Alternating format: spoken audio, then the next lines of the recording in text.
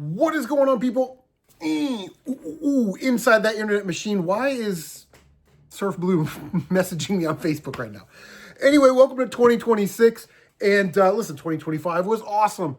Got a lot of gaming work and collecting work done, and it was great. So I want to know what your gaming and collecting goals are for 2026. But today we're going to do the update, my gaming goals, my collecting goals for this upcoming year. You don't want to miss it. We'll catch you on the other side of the intro.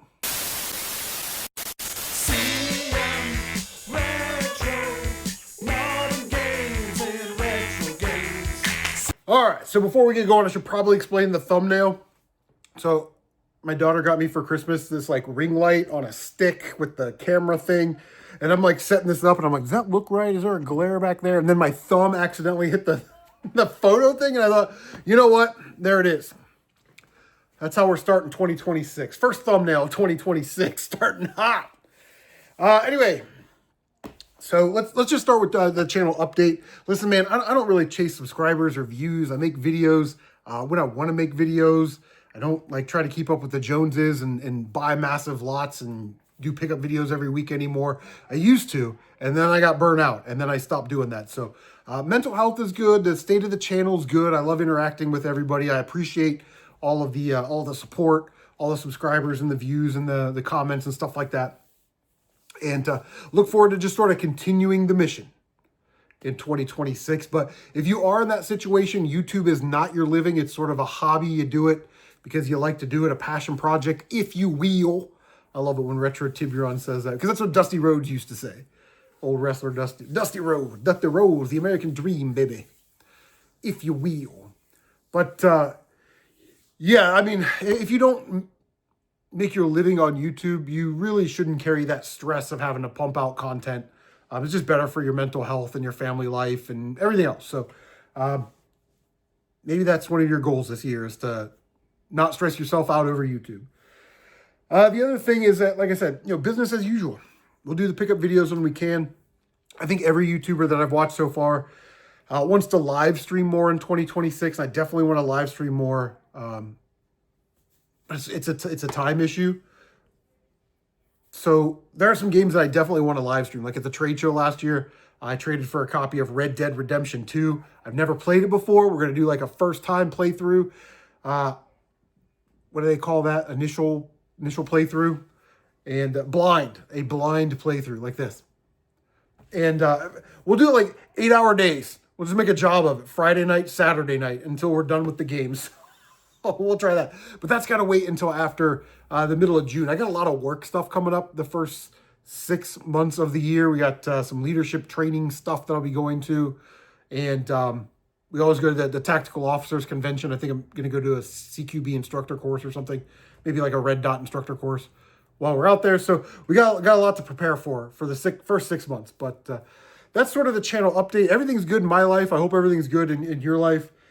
And yeah, I'm not going to stress out about YouTube. I never do. And then the last thing, of course, for our channel update is the trade show. And we'll talk about that later on in the video. But yeah, those are the channel updates. All right, so gaming goals for 2026. It's a gaming goal I've had for years. I want to beat 12 to 24 new games, meaning games that I've never beat before, not new games right off the shelf that I'm paying $10 million for. Because I think that's the going rate for games now. Since they raised the price again. I feel like they just raised the price from 60 to 70. And now but Nintendo's going to do the variable pricing gimmick where, these Nintendo licenses, those are all going to be $80. But we're going to test the water. And if Grand Theft Auto 6 does really well at $100, we may do like something like that. Mario Theft Auto or something. And try and get more money out of you. But if it's, a cheap budget title that we just want to pump out, it'll be $60, Variable pricing, they got you. Especially when they go digital, they got you now. We have them now, just like the Rebels. So, yeah, so 12 to 24 games. I typically play a variety of games. Some of them are a little longer, some of them are a little shorter. But I would say if you're going to play like 100-hour RPGs, you want to tone that down to maybe like 6 games a year, 5 or 6 games a year. And I stole this from Carli. I'll leave all the links to all of the YouTubers that I mentioned down below. So check out their channels. Great content creators. Known all these people for years and years and years. And it just brings me so much joy when they post a video and I can watch the video. So Carli, over at Carli Collects, said that one of her gaming goals this year was to beat a couple games in some franchises that she's never beaten a game in before. And I thought, that's a good gaming goal. I stole it. So I'm going to try and beat 2 of my games in a franchise I've never beaten before. Here we go. You want to hear some of these franchises? Spyro, Halo, Tony Hawk, Call of Duty, Jak and Daxter, Doom. I was just talking to MT Shark about Doom. And then Resident Evil. I've never beaten a Resident Evil game. And the only reason I remembered Resident Evil because my daughter heard me making this video and she said her gaming goal was to beat 2 Resident Evil games this year. So we're going to see if we can play one together. And that brings me so much joy to be able to spend time with my daughter. All right. So I love watching everybody's video, games I beat in 2025. And a lot of YouTubers do that. And I always find it's interesting. And you always get good gaming recommendations from those videos because everybody plays a variety of different games. We're very eclectic with our game playing and game collecting.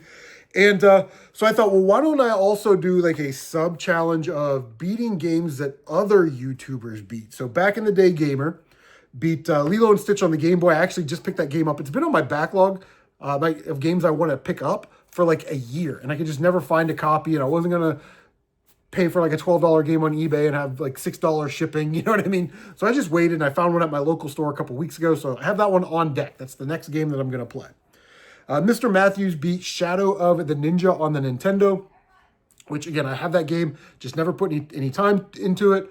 So he really liked it. So there you go. Carli beat Jak and Daxter, not this past year, but in a previous year. And it fits because it's on a game in the franchise I've never played before, right? So it matches up nicely. Tylord and Mr. Matthews got through Ice Climber on the NES. Now, this is a game I had as a kid. My brother and I, we used to play it, and we just play a couple levels into it, until it was time to go to baseball practice or school or something. I didn't actually realize you could beat that game. I just thought it was an arcade game, but apparently there's like 30 levels or something. So we'll try and get through that this year. Reto Tiburon, if you will, played through Shinobi 3 on the Sega Genesis. Now, I do not have a Genesis cartridge of that. However, it's on the Genesis collection on PS4. So that might be a nice weekend streamer that we can do. So Shinobi 3 looks really good. And the limited time that I do have that with that game, I enjoyed it. I couldn't really get the wall jumping down in that elevator, that first elevator section where everything's kind of moving up. But anyway, we'll get there when we get there. And Captain Algebra. Captain Algebra doing it big time. Beyond Good and Evil on the PlayStation 2. Now, this is a game that I have that I started to play years ago, like more than 5 years ago. And I probably got like 3 hours into it, maybe. And I really enjoyed that game. It's sort of like an action platformer, light puzzle game. But her name is Jade. And she has a camera and she's got to take pictures of like enemies and like important things in the game. Because she's doing like an investigation or something. I remember I really, really enjoyed that game, but I put it down. And then I never went back to it. So I think this is a great year, a great opportunity to go back to it. And with game prices so high, and with, quite honestly, in my opinion, the PlayStation 5 is a little lackluster. The Switch 2 is very lackluster. This is a great year to like not really buy games, but to actually play games. So we got a lot of gaming work to do, and I love it. I love to be task-oriented. So those are my gaming goals for 2026. All right, collecting goals for 2026. I like the Sprite in you. So I need to buy less for my personal collection. So you certainly get to a point. Okay, I've been doing this since like 2008. So that's like, what's that? Do some math here. It's like 18 years I've been doing this. Oh my God, I'm old. I'm just gonna buy a Nintendo and some of the games I had as a kid. That's how it starts. But certainly there are games that you want to get for your collection. Like I want to get Operation Logic Bomb on Super Nintendo and maybe fill in a couple areas of my collection. But what I have to do is stop going to the game store and going, oh, this is only $10. Yeah, I'll take that. Or I'll have $100 in trade. The one thing I want is $80 and now I got $20 left over. I will typically just spend it. I should just save it for the next trip. But I need this sports game to fill out my Nintendo whatever. And I want to kind of play this golf game on Super Nintendo. Never played any of those games. They just sit in the box or the tub or on the shelf. You know, I'm looking at you, PGA European Tour on Super Nintendo. I can see you. I can see you looking at me. You little motherfucker. Yeah, you're out of here. But that's the stuff that I got to stop doing, man. Because I keep track of, and I'm looking up there because I don't want my wife to come downstairs. So I keep track of all the money I spend on games. Last year, I spent $667 out of pocket on video games. Now, I did buy Gargoyles Quest 2, which was $125. So if you subtract that one game, that's about $45 a month, which isn't the worst thing ever. But I'm kind of cheap, so I'd rather get it in lots. So yeah, I was like, ooh, that's kind of a big number for me, considering I only like to spend like half of that in a year. And then I also spent an extra $72 out of pocket on game accessories, manuals, cases, etc. Now, out of that $72, $30 was on a dog bone controller, and everybody would buy a mint condition dog bone controller for $30. That was a no-brainer. Had to have it in my life. Haven't used it all year, but I had to have it. And then I got a $18, the manual for Legend of Dragoon to complete my copy of Legend of Dragoon. So that was $48 of the $72 on those two items. So, you know, not too crazy on the spending, but it's something I looked at and went, ooh, got a little sticker shock right there. Went, eek, that's not good. All right, so number 2 is, collecting through buying lots of games, buying bigger lots of games. This is what we used to do, 10, 15 years ago, before gaming YouTube really took off, and you could find boxes of games at garage sales or, Facebook Marketplace or Craigslist. I know it's very, very difficult to do that now. I get it. But for me, it's more of a patience thing. Like I've discovered that I don't really need anything else, and I only want a very small amount of games. And it's because I want to play them. Like I said, Operation Logic Bomb is probably at the top of that list. Lilo and Stitch, which I just picked up, but yeah, cool. And that's just how we used to do it. It was a way where you could just buy the lot, get it for an affordable price, sell the console, a couple games, maybe make your money back, a little bit of profit to put back into the hobby. You would have games that you wanted to add to your collection, and maybe there were some doubles, some better doubles that you could just throw in a box and trade them away later or sell them later or whatever the case may be. That is just, to me, that's the best and purest way to collect games, and I want to get back to that. And I'm willing to be patient, so if the deal's not right, then we're not going to do it. Like tonight I picked up an amazing Wii lot for $100, and we should do pretty well on that. Like I said, it reduces the individual price of the games, so it gets those costs down. Remember, we were just talking about cost and getting costs down. And then I want to rethink how I do trade-in. So like this Wii lot. You're going to find a lot of Wii stuff out there. It's sort of a common thing. So say you had 10 Wii games that are worth like $3 each. So that's $30 worth of games. You could take that to your game store and trade that in. They'll give you like $15. I'll give you half. Now that is a fast, efficient way to dump unwanted games and get rid of them. However, is there a better solution? Could I list them on Facebook Marketplace and just sell them for $20? Instead of taking 15 credit, I'll take $20 in real cash and then reinvest the $20 in real cash. Maybe I take $15 cash instead of $15 trade. But I think you have to be careful with that, because if they don't sell, then you end up with a huge lot of games in tubs and stuff. And I was in that situation, maybe like 8 years ago, where I had like 3 tubs full of doubles and unwanted games and filler and just stuff that nobody would want, And I eventually just took it all, traded it in. And that's what I used to get my Ruler Rose and my Grape N64. So I'm certainly not saying trading stuff in isn't a great way, but you lose a little value. So it's like, do you need to trade this in, or do you want to trade it? Like, there's just so many ways to do it. Anyway, I'll stop talking about that, because everybody's got like their own opinion and their own way to do things.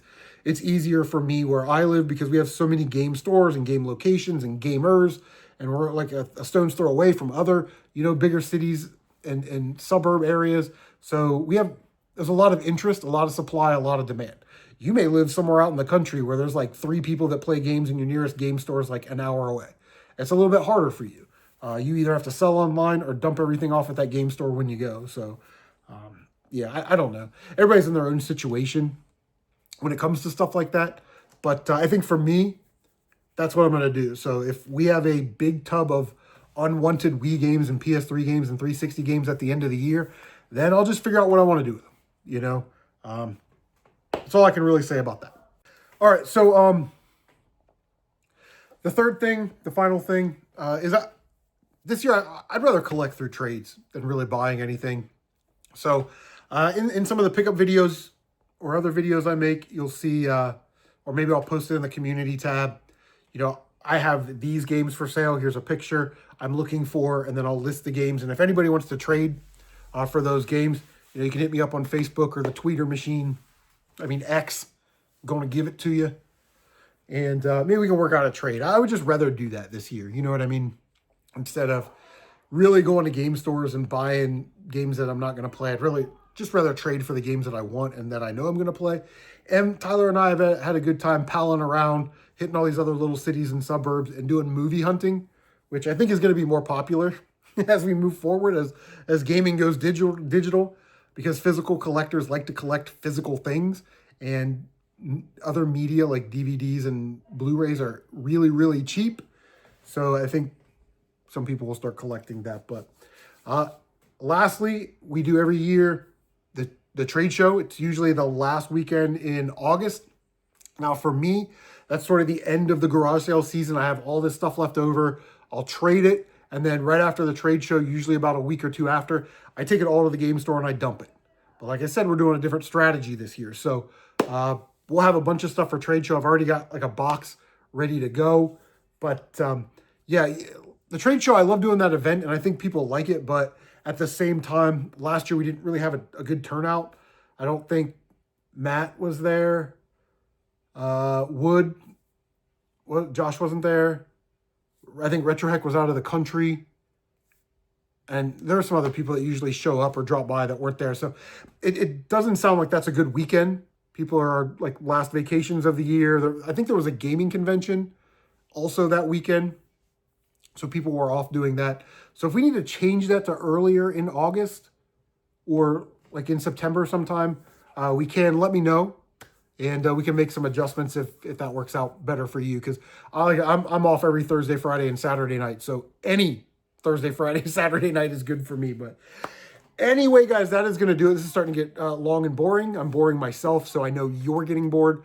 Like, comment, subscribe, share on social media. Don't forget to bang that notification bell so you can stay up to date on all of your CM Retro gaming goodness. Guys, take care of yourselves. And let me know what your gaming and collecting goals are for 2026. Leave a comment down below. Take care of yourselves, and we'll see you on the next one.